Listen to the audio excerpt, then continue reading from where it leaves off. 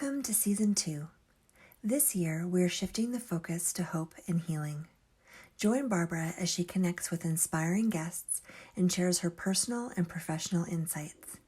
Whether you're in a high-conflict relationship, are newly separated, or have been divorced for years, the goal of this podcast is to support and encourage you while you heal your heart.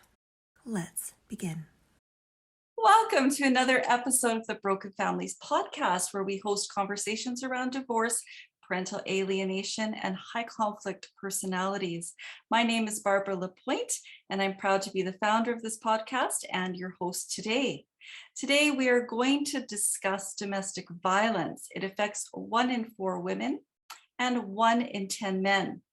To lead this conversation, I have brought on an expert to help us really dive deep. The goal is that you feel empowered around the topic after tuning in with us. Cyndy Morin is a senior family lawyer, litigator, mediator, and arbitrator with Resolve Legal Group in Calgary, Alberta, Canada. Yet prior to her legal career, Cyndy was an experienced counselor working with families and youth in a variety of capacities. Cyndy's commitment to ensuring all members of the community have adequate and affordable access to justice is admirable. Without further ado, welcome, Cyndy. Thanks for being here today. Thank you for having me, Barbara. I appreciate it. Domestic violence is such a relevant topic. 1 in 4 women experience it, 1 in 10 men. I have another stat here that says 10 million adults experience domestic violence annually in the United States. And for Albertans listening today, I have a shocking stat that 1 in 2 girls experience sexual abuse by someone and 1 in 4 boys. Which is just like, wow, I'm so glad to have you here, Cyndy, and just hear why you think this might be a relevant topic and what are your thoughts around it and what would you really like our audience to walk away with. We always hope that they might have a powerful insight after tuning in that could help them. So one of the things that I really want people to understand about domestic violence is that sometimes people don't even recognize that they're in a relationship where there is abuse or violence happening. And part of the reason for that is that when we hear about domestic violence, the first thing we think about is physical violence, somebody actually being physically hurt by somebody else. And that isn't always the case.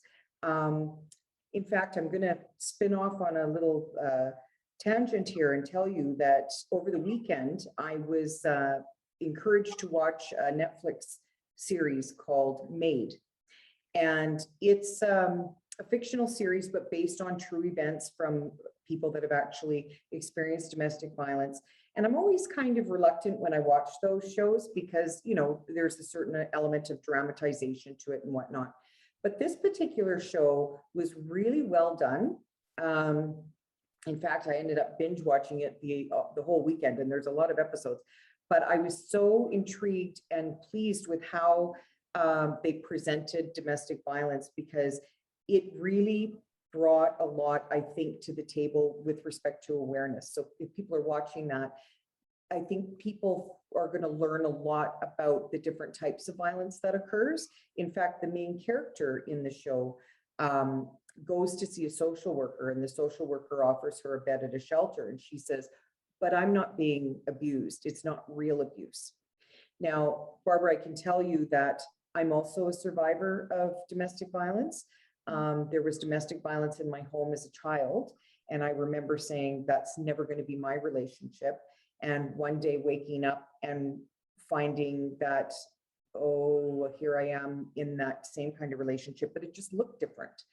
And I was one of those people who didn't even realize that I was even though I knew better, I thought I knew better, I didn't realize that I was in an abusive relationship. I internalized a lot. I thought it was me. And ironically enough, we had some court intervention, and my partner, who I loved very much, by the way, and I think that's the other thing that people need to understand, you know, I was one of those people that would be like, why don't these women just leave? And I say women because it's predominantly women. And I'm like, why don't they just leave? Like, are they crazy? Why do they stay? Why do they put up with that?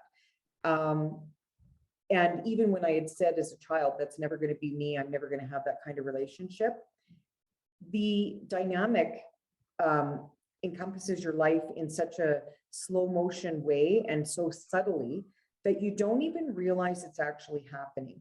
And like in this show from Netflix, one of the things I appreciated about it was they didn't demonize the husband. In fact, you actually feel some empathy for the husband, because the abusers, I'm not trying to minimize anything that they've done, but they are kind of victims in their own right. They don't know, they lack the skills to kind of deal with their own emotions effectively. And oftentimes they come from broken homes. So it is one of those perpetuating patterns.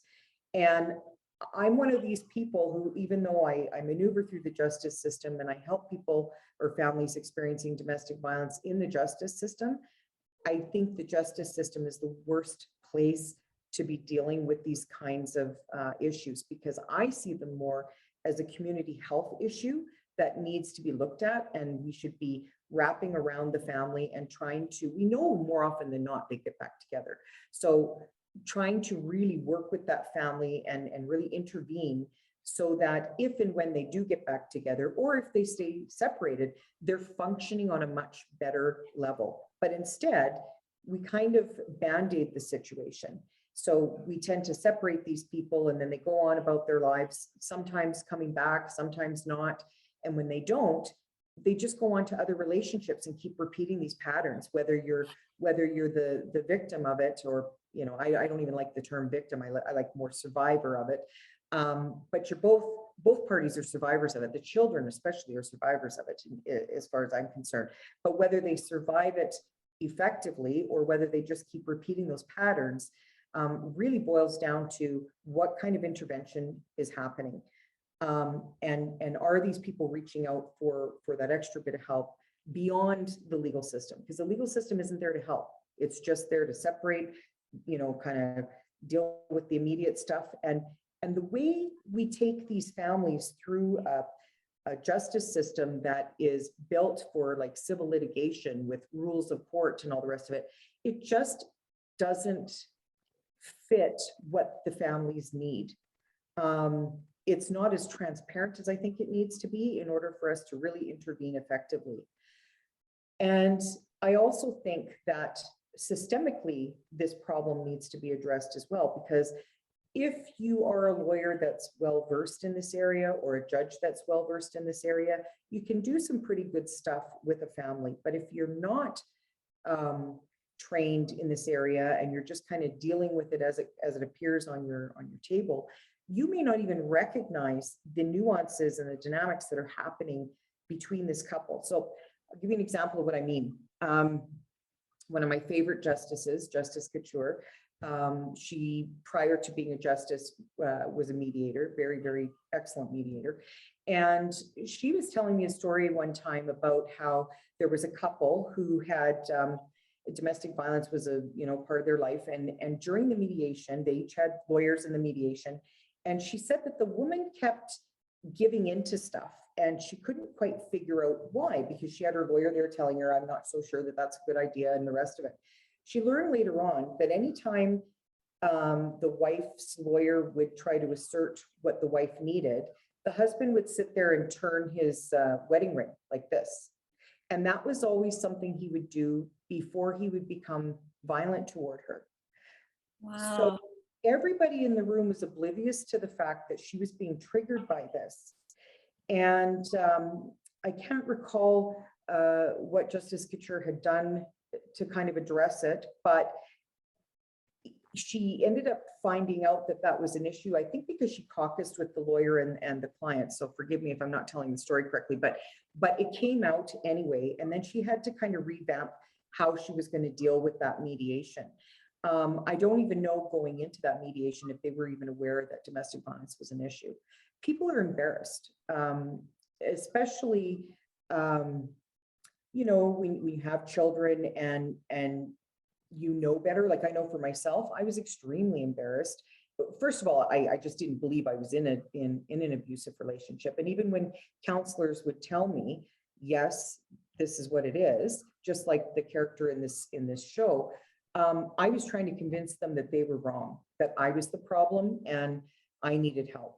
And how I even got in to see a domestic violence counselor was quite ironic. My partner, his ex-wife had called the police to come and intervene during, you know, an event that had happened at her home. And when she did, he was charged and we had to go to court, and he was court mandated to take anger management, which in my opinion isn't the greatest thing anyways, because people just go through the motions. They don't, there's no buy-in a lot of the time. Sometimes, you know, you'll get lucky.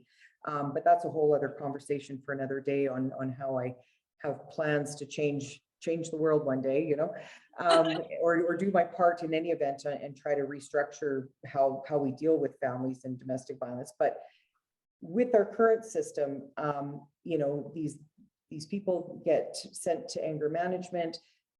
They feel like they're being victimized themselves. And I'm talking about who we typically would refer to as the abuser.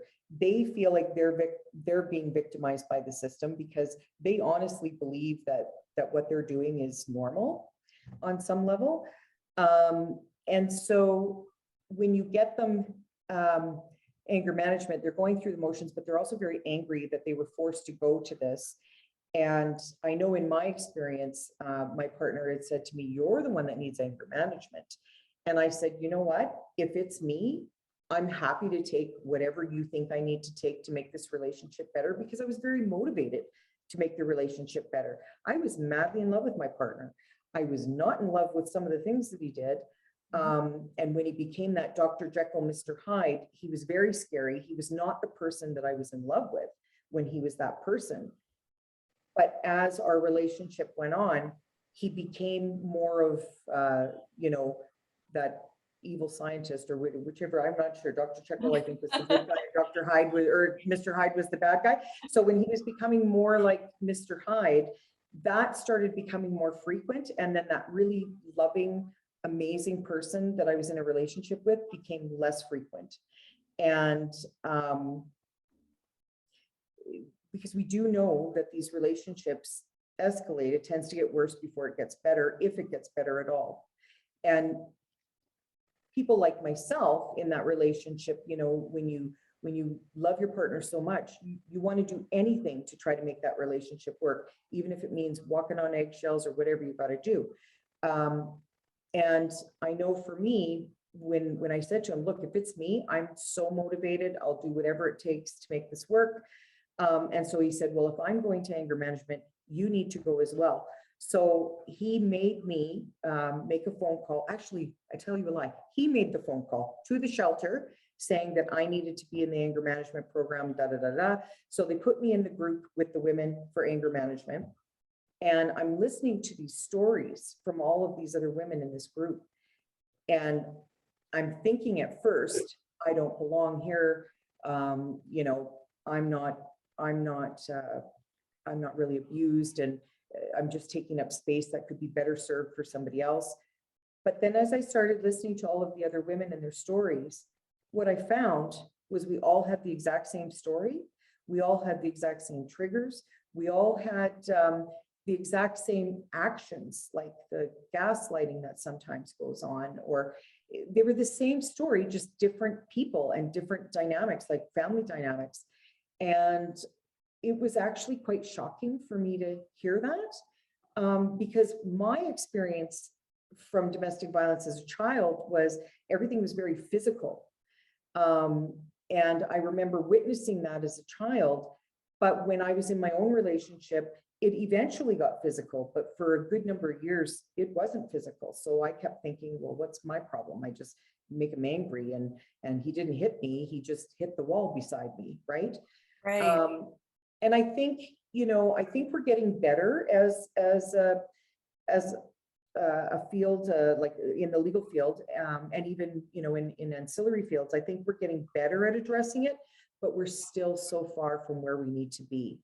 And an example I can give you of that too is I recently had a trial. It was actually probably one of the worst domestic violence cases I've ever seen. Honestly, I've never, it was really bad. And dad went in ex parte, and he took off with the party's baby. He went in ex parte and got an order giving him sole custody just based on what he was saying, none of which was true.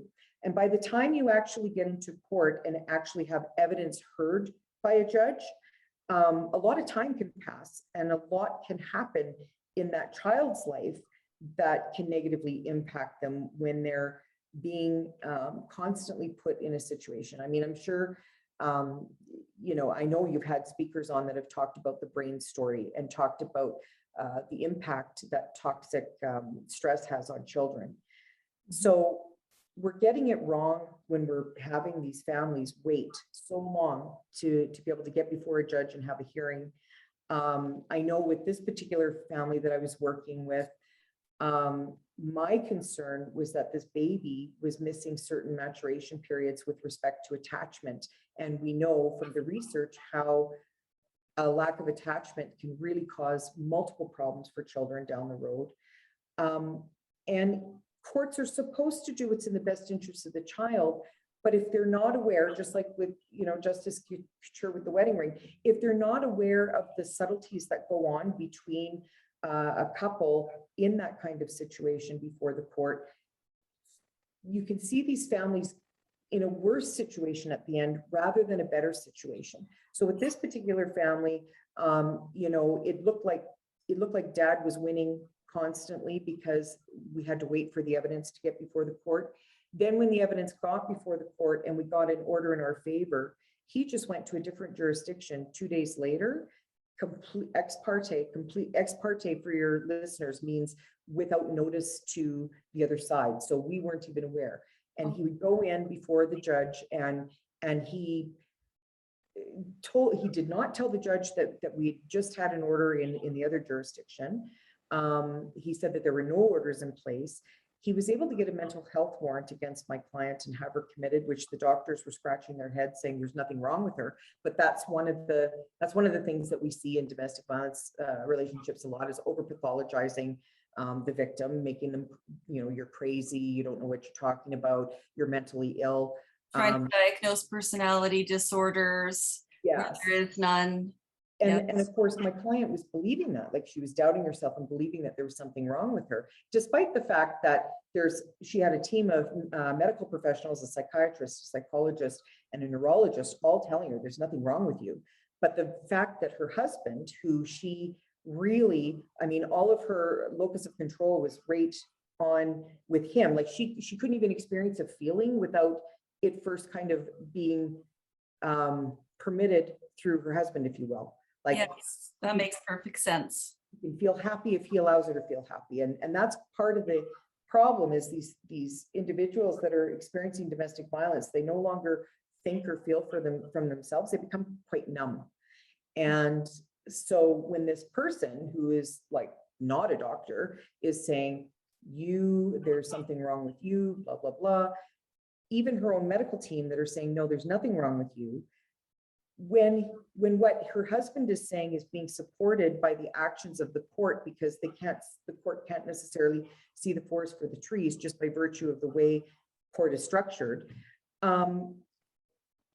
The person she does believe it tends to be the person who's gaslighting her or making her feel like there's something wrong with her.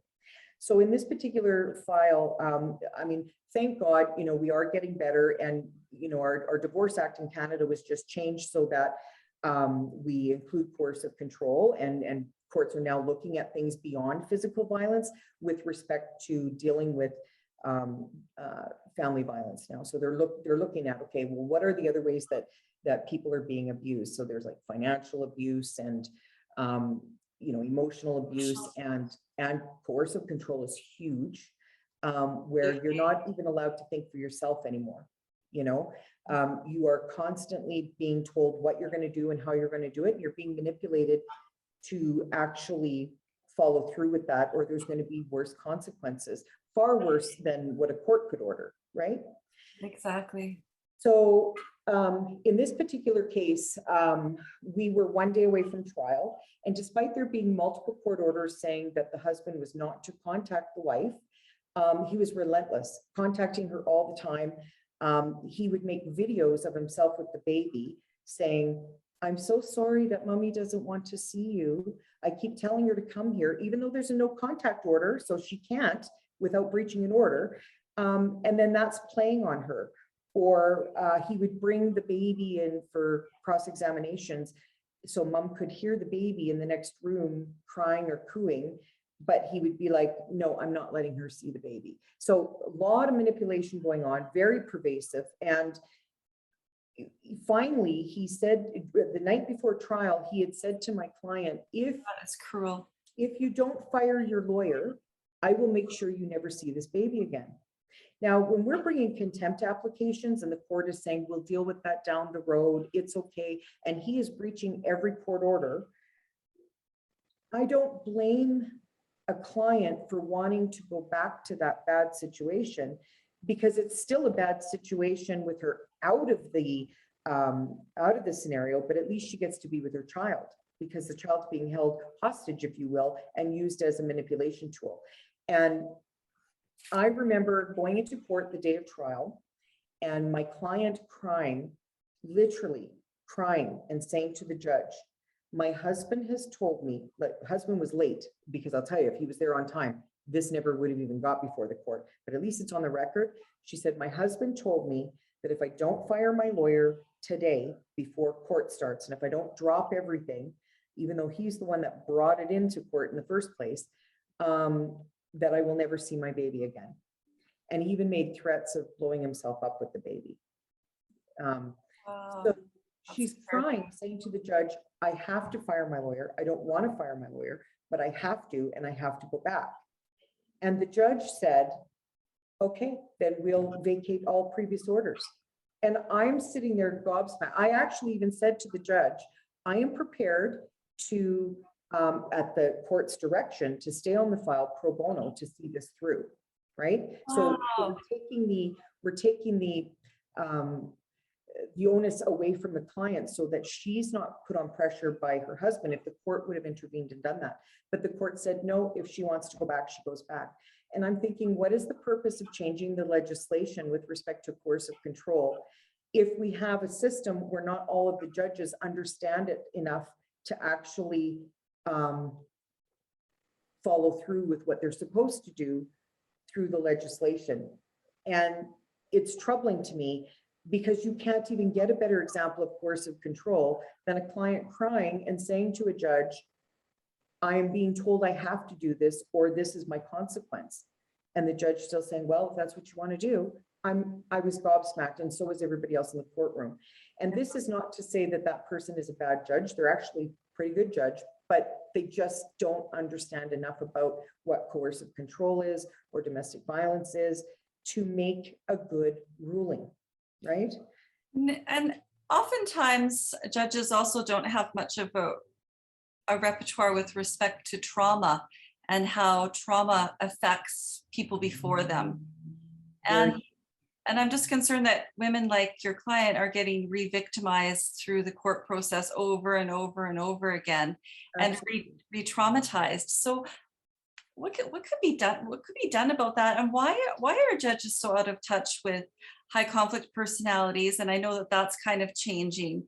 They're getting some more education with respect to high conflict personalities, but the trauma piece is really troubling, because there is a lot of divorce trauma and abuse trauma that is alive in your clients or in someone, in people before the court, and it's affecting how they make decisions, how they stand up or present in court. And you actually had coercive control play out right in the courtroom, and it seemed to just go unnoticed by this judge. Which still baffles me, because and then as a lawyer, of course, I want to appeal that decision. But when I'm being fired because she's being put in this position, how do I appeal it? So ideally, now this is, my thoughts of a perfect world. Ideally, I would like to see, because these women are in a position where they're being told, and again, sorry, I don't mean to just say women, because I actually have male clients who are considered victims in same scenarios, right? But more often than not, it is women. So let's just have that clear, that I'm not being gender biased at all, because I do recognize it happens, regardless of gender. But so when I say women, I'm just speaking in general terms, because that is well, as you said with your statistics, right? 1 in 2 versus 1 in 4. So when these women are in positions like my client was, what I would like to do is take away, and it sounds kind of counterintuitive, because one of the things you want to do with victims is you want to make them feel empowered, and you want to make them responsible for their own choices. But the reality is they're just not there at those initial stages, because they're so tied in to their partner, right? And so what I would like in a perfect world is to be able to take the heat off of the victim by saying, almost like you're going to become a ward of the court for the first 30 days, and we're going to make decisions on your behalf.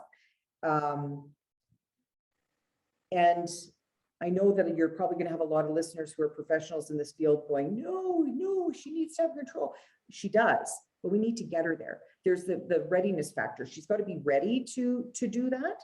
And I don't think that you can right at those initial stages, because she's dealing with the trauma, and she's dealing with, again, I have to refer back to this Netflix show. They did it so well, because in addition to dealing with the trauma, they're also oftentimes dealing with, where am I going to live? There's no place at the shelter. I have to meet certain criteria in this box in order to get services. And like with my client, sometimes the system is so slow or so inefficient, they get boxed into a situation where they really do have to go back. And then sometimes they get it worse because they actually left in the first place. Sometimes the situation can get a lot worse for them, and it's very dangerous. So I think if we took away that control or say from the victim, so that the abuser can't manipulate it, because now they've got to deal with a third party, right? Who is kind of taking control, almost acting like when we have a dependent adult and they have a guardian, it's almost like the victim would have a guardian looking out for them and their best interest. They have a fiduciary responsibility to help them through the process. And I think that's also important because of something that you touched on earlier. Victims, when they're in court and they're on the stand and they're getting triggered by their perpetrator, they make the worst witnesses, and they come across like they're wingnuts.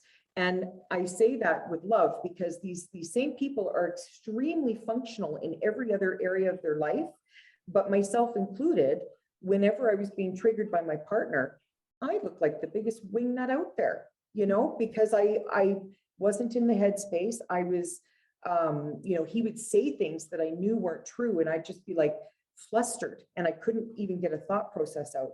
And yet he would be calm, cool, collected, because he's got his pattern, right? We all do. So if you take the victim kind of out of that situation for even just the first 30 days, to have no contact with the other side, and that's to say, we're not saying never have contact. We'd like to, hopefully get these parents effectively co-parenting and effectively working together if they can. They don't always get there, but hopefully with some intervention, they can.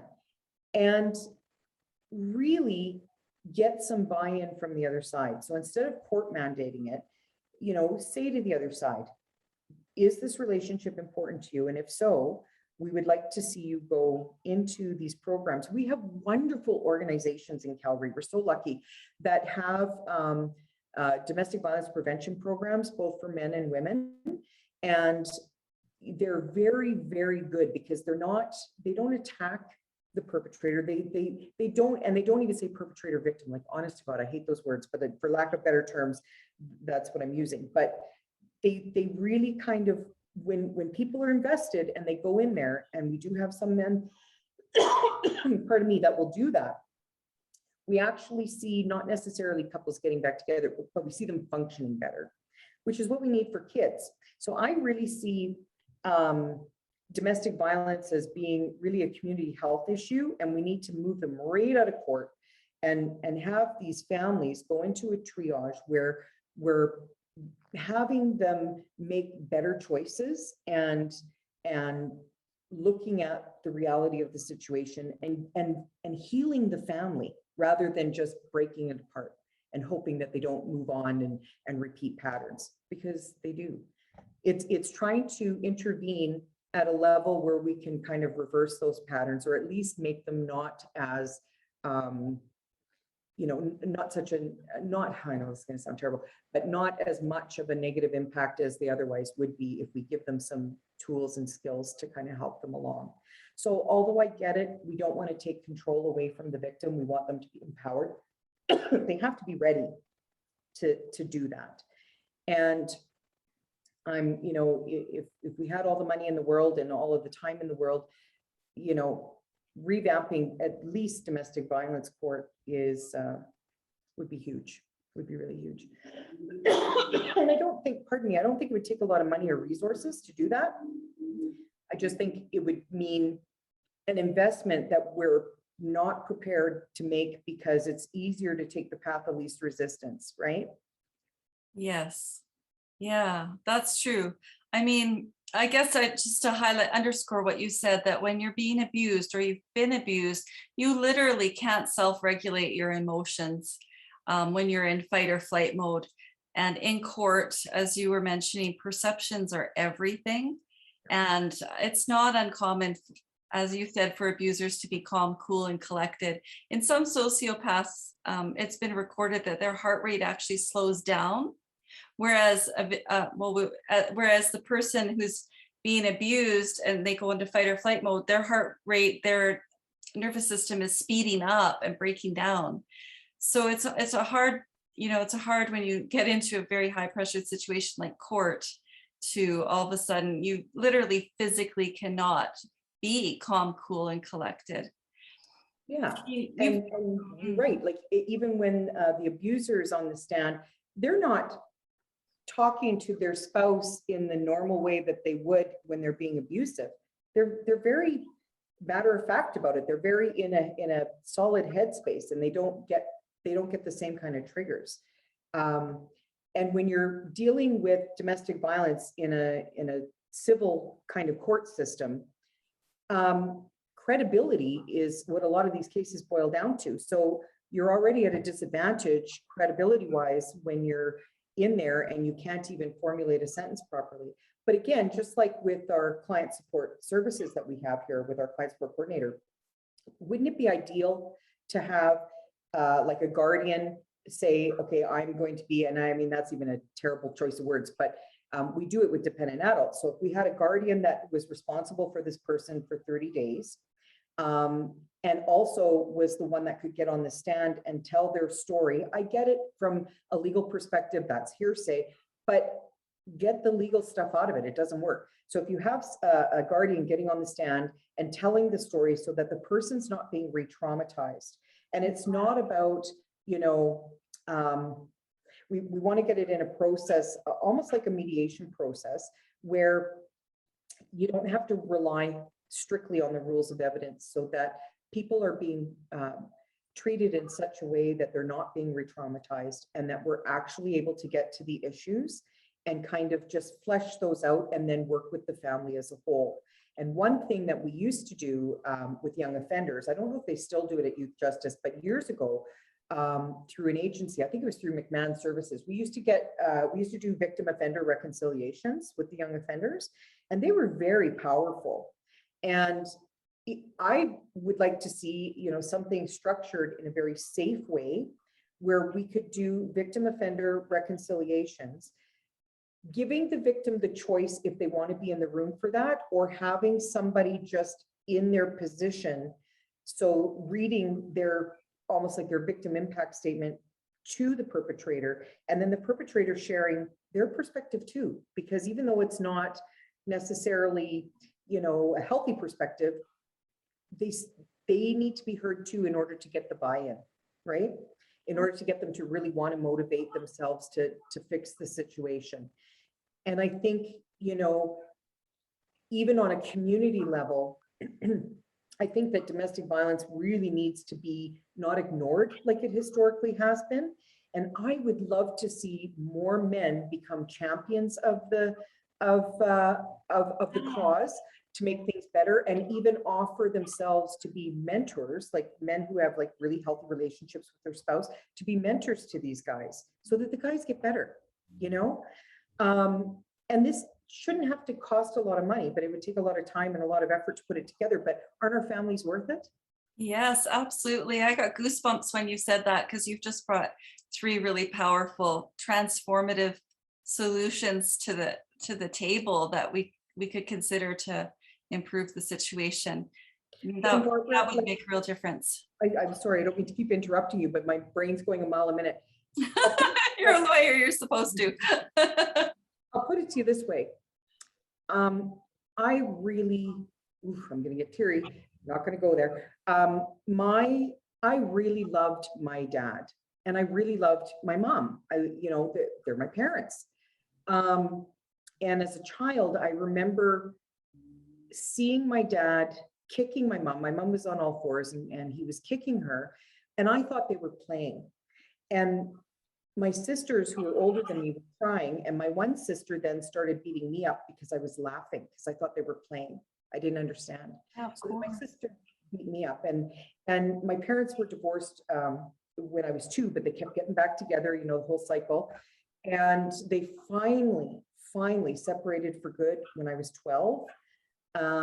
After, you know, we had a Christmas tree that was chopped down because there was a fight about the turkey being too dry, and all of our Christmas presents were chopped up with an axe, and it was very scary. And back in the day, you know, women were treated differently, and so were children. We were made to leave the house. My dad was able to stay, and we had to go stay with my oldest sister, who lived in a 1-bedroom apartment. So again, bringing you back to this Netflix show that's currently on my brain. You know, my mom was struggling with trying to get the help that she needed, or meeting those boxes that she needed in order to get the help to get us there. And I went to 28 different schools growing up, and I quit in the middle of grade 10. I'm a high school dropout who went back to school later in life. And when people say, how come you moved around so much, or how come you went to so many schools? Well, if we couldn't afford the rent more in one place, we had to move. It was a necessity. And it was a really horrible experience. But when I think about, you know, if we took a more innovative approach with these families, and a more health-focused approach,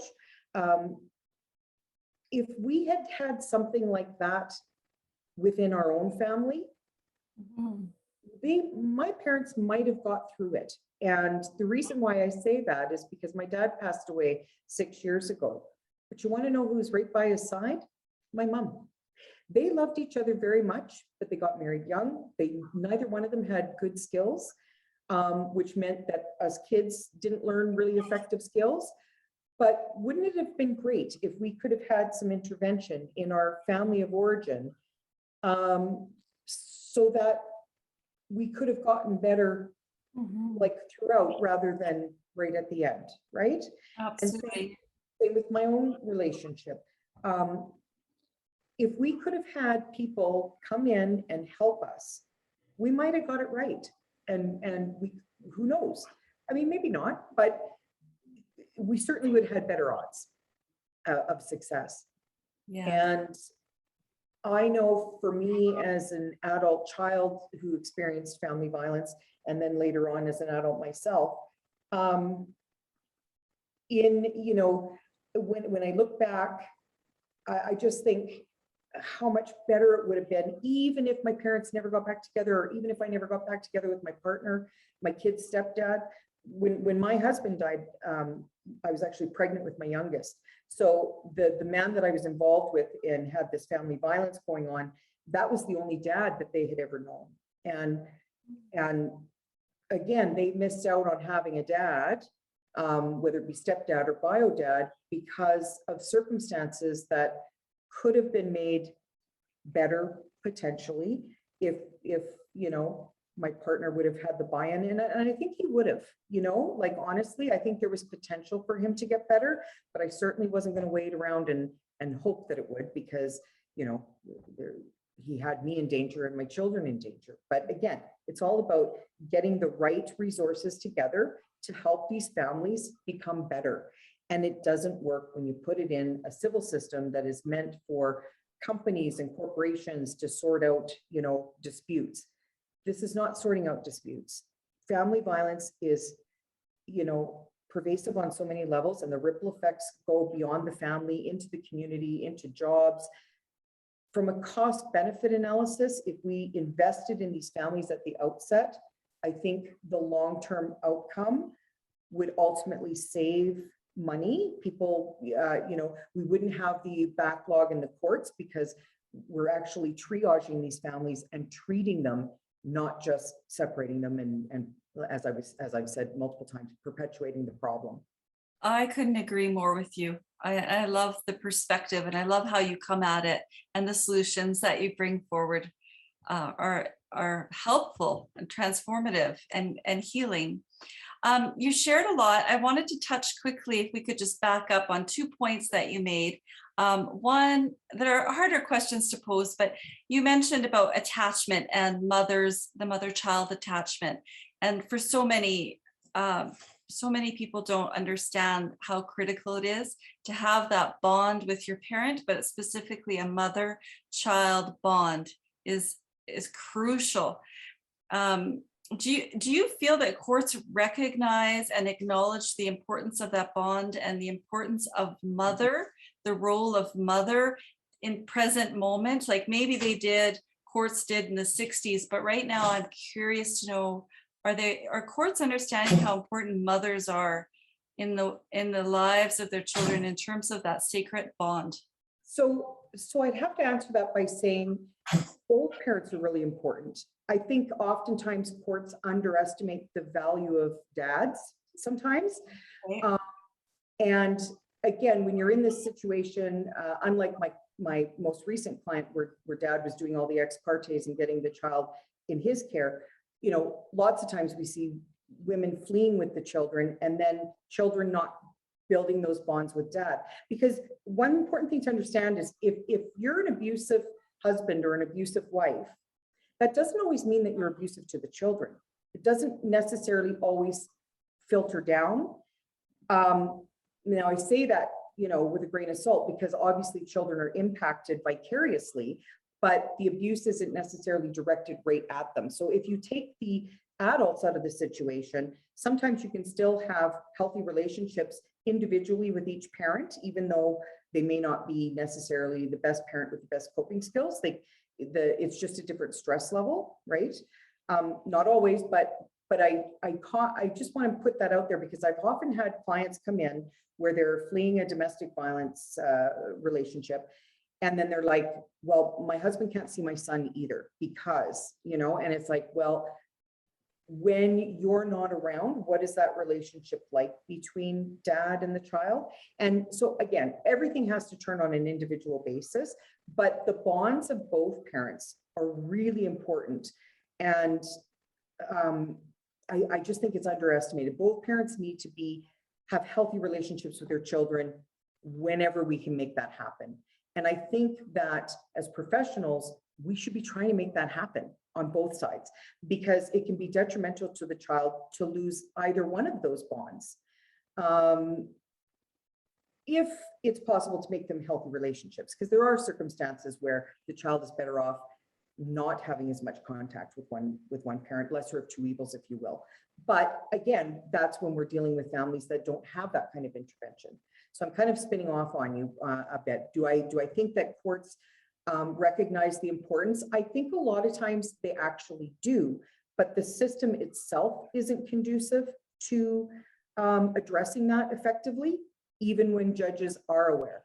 So again, it's a matter of, if we're going to do a call to action, I would put it out there to all professionals, and even people who, experienced domestic violence or know somebody, write your MLAs, write your government officials and say, look, we want something different. We want some good resource money invested to find a different community-based process where we're also, dealing with these issues with the family, not downtown at a courthouse, but maybe a community hall with a very trained mediator that understands domestic violence because they've taken the initiative to take that extra training, and make it specific around what are the needs of this family, what do we need to do, and then have all those other professionals intervene and help the family as well. Almost like a collaborative law approach, but in a more of a arbitrational meet-arb kind of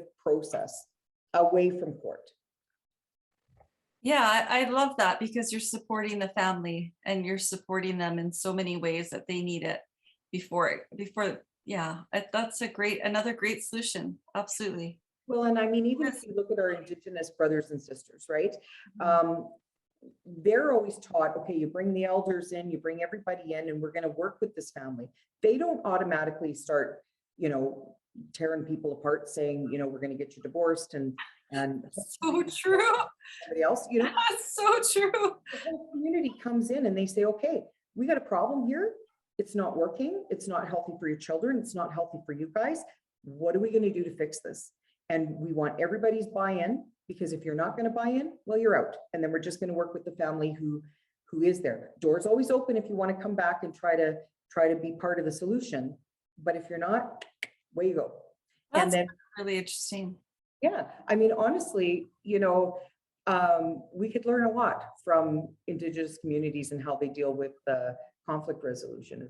It's much, for families, it's much more effective, I think, than our typical adversary process. It just doesn't work for families in these situations. That's so true, because sometimes, most often when you start down the road and you file those papers and a legal process begins, it's a road that you can't turn back on.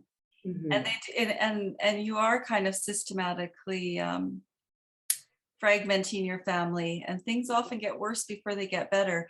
And I think that's one myth that people, not just women, think, is that once I file for divorce, things are going to get better. And often they don't. So yeah, I like the idea of supporting a family before there's a breakdown in the family, or through a breakdown. Even at the stage where there is a breakdown, Yeah. get in there early enough, don't leave it for 10 years and have it kind of spin off out of control. Get in there early enough to really work with these families and help to make them better when it's possible. Now, Cyndy, everything that you've shared in our conversation today is really manifest in your law firm, in Resolve Legal Group. It's actually the way your business is structured. Resolve Legal Group is so unique because you truly have a sensitivity to trauma, to all the stuff that we've just shared. But there's a couple of points with respect to your practice that I'd like you to highlight, and that would be your client support coordinator service. You could just recap that. And then also you have and offer a unique program called the Step Forward program, which is incredible. So I'll start by saying that these programs that our firm has developed, they're free programs that we've developed to better help our families that come seek our services with respect to family law or even estates, anything really. But I have to give credit to our clients who helped develop these ideas. We're very big at this firm in checking in with our clients and saying, what can we do to make the situation better for you? How can we make this process easier? And, we do surveys with our clients because we know that they're the better people at informing us of what they need than us, who are not in their circumstances. And so when we send out these surveys and we get information back, we get a lot of really creative and innovative ideas from our clients. And a lot of them have said, it'd be nice if I didn't have to pay my lawyer to figure out, where I'm going to move the kids' daycare or this and that. And they're absolutely right. And as I was mentioning, offline to you, that so often we'll have a client come in and they're not ready to deal with their legal issue because they're worried about, you know, am I going to have a car to drive my children to school because, you know, my ex took off with the car, or, you know, if I'm on my own now and I don't have support and I have to go to work, how am I going to be able to afford daycare? So they may not necessarily know that there's subsidies available. And rather than have a lawyer sit there and try to help them through that so that they can eventually get to the legal stuff and you know, bill at top dollar and have people go broke over stuff that really lawyers are just giving a personal opinion about. Yeah.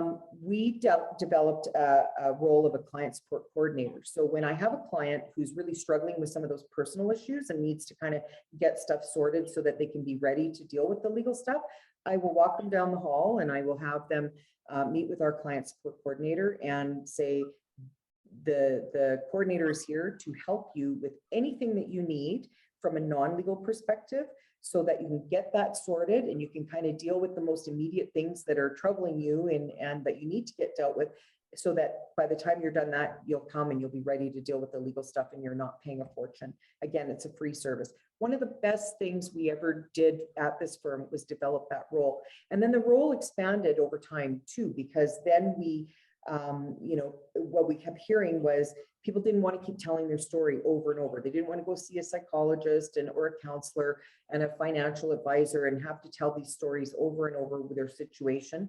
So kind of like that whole guardian ideology that I had there, where the guardian would come in and kind of help that person through those first 30 days and be responsible for the decision making for them, by consent, of course.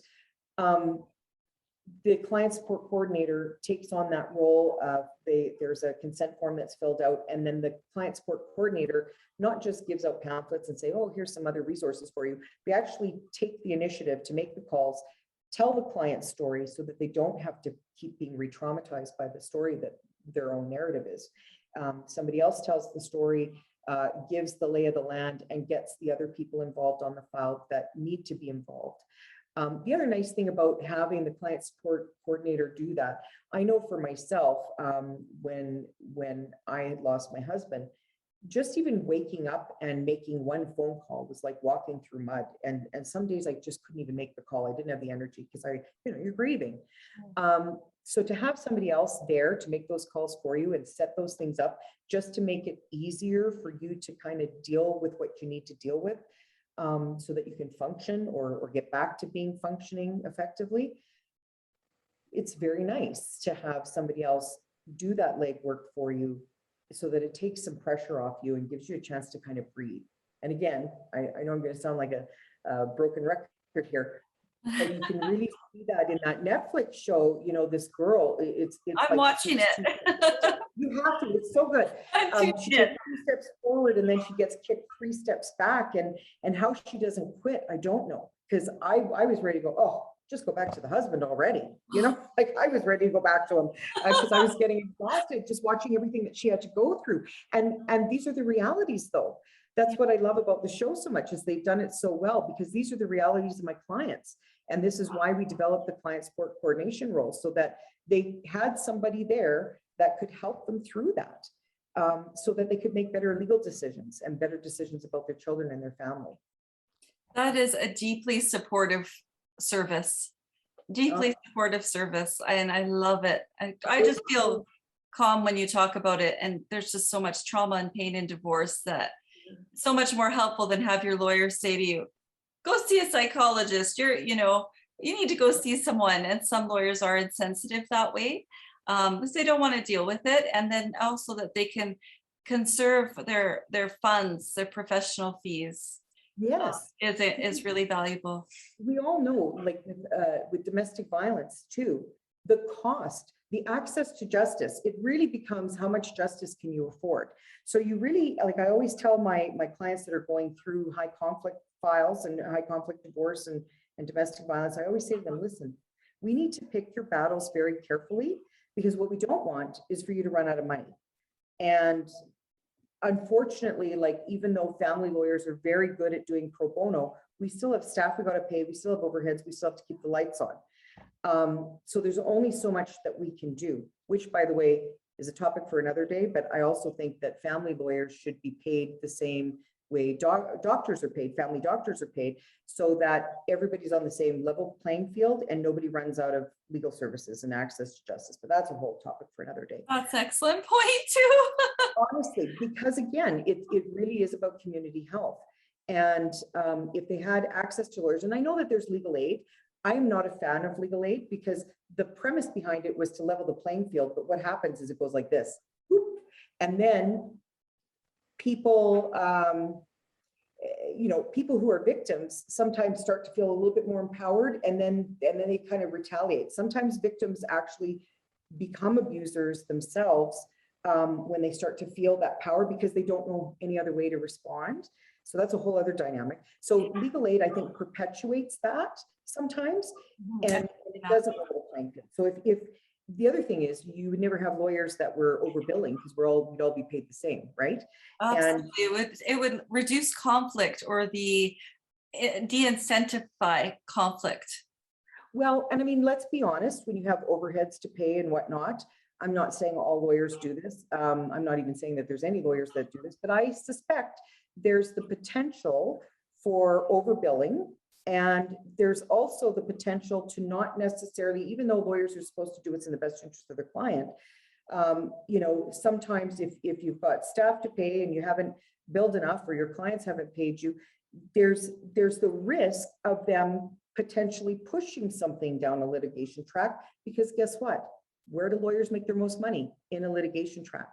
So this way it would really motivate lawyers to also want to not have things go to court if we were doing it in a community process and they were being paid just as a family doctor, where we're all being paid the same, and so that we can actually be fiduciarily responsible to our clients and make sure that there's no risk of that. But that's a whole other topic. The other program that you mentioned was our Step Forward program. So yes, again, we said to our clients, okay, we know that it's difficult to take one financial household unit and divide it into two. So how can we help them with that, aside from giving them discounted fees or legal aid or whatever? And I'm a huge supporter of small business as well, just because I came from a family of entrepreneurs. So I went out and said, okay, people, when they're going through separation and divorce, they're going to need haircuts, they're going to need oil changes, they're going to need all those things that you would typically need, only now their budget's a lot tighter. So, I went to reputable businesses and said, hey, can we work something out where you can give an exclusive discount to our clients to kind of help them through times of transition? And in exchange, what I do for those businesses, we don't take kickbacks, but instead what I do for those businesses is I say, if you help our clients, I'm going to negotiate deals for you as a business. So for instance, if you're a Step Forward partner business, you can get a discount with membership with the Better Business Bureau. So we help those businesses that help our clients, and we make it a win-win situation, because we know that it takes about 1 year to 2 years to kind of reestablish a budget or figure out, how it all is going to lay out and play together. So having discounted services for those clients during that time is huge. It makes a huge difference. Oftentimes, lawyers will say to clients, or I'll hear them say to clients in mediation and whatnot, well, it's only $2,000. Don't fight over $2,000. But when you're coming from a family where $2,000 is huge, that's your rent, that perspective is different and difficult to swallow. And yet we know you're going to spend more on legal fees fighting over it. So that's why lawyers, I think, are so quick to say things like that. They don't mean to be smug or arrogant. I think we see it from a cost benefit. It's not worth fighting over. But then we also need to address, well, then how can we meet this family's financial needs if they're not going to get that extra $2,000, right? Because if they can't pay their rent, that's a whole other problem. And the other thing is we don't want families going from one situation like family violence to all of a sudden, now they're facing bankruptcy, right? Because they've had to spend all this money on legal fees or lose their kids. I mean, it's kind of a vicious circle that needs to be switched around so that families are supported better. And they're not running out of money and then losing kids and having bad decisions come out of scenarios that are just very high conflict because they're expensive. We need to figure that out, so that people can have access to justice and access to resources to make families stronger, better, and thrive. Beautiful. I love it. And healthy families make for healthy communities. Absolutely. Mhm. And on a lighter note, sometimes going to see your family lawyer is like going to the dentist, it hurts. And if you can be supported with those programs around your finances, those discounted rates, that's just something really positive and also financially supportive. So I applaud you and acknowledge all of the work that you're doing to support families in Calgary. And I would love, like I said, I would love to take all the credit for it, but honestly, a lot of the really good ideas that we've implemented have come directly from clients themselves and our fantastic team that I work with. Honest to God, I work with the best people on the planet who get it. Everyone that works here, we all have the same philosophy. It's about helping families. My lawyers, people try to poach them all the time and offer them more money and all the rest of it. And they're really about making a difference. I couldn't ask for a better team, so I'm very lucky. That's outstanding. That's outstanding. On that note, Cyndy, what would be the very best way for our listeners to contact you? They can contact me at 1-866-RESOLVE or our main line, which is 403-229-2365. Or if anybody has questions, they can also reach me at cyndy@resolvelegalgroup.com. And anybody, if they have questions, they're welcome to reach out. Thank you for the contribution you've made today to the Broken Families podcast. And that is all we have time for today. Once again, thank you for taking the time to be with us. If you enjoyed this episode, be sure to subscribe on our channel, either on YouTube or through any podcast streaming channel. If you'd like to reach out to me, you can email me at barbara@barbaralapointe.com. As always, thank you for taking the time to be with us today at the Broken Families podcast, where we discuss and help you find solutions to divorce, parental alienation, and high conflict relationships. Have a wonderful day, everyone. Thank you, Barbara. Thanks, Cyndy.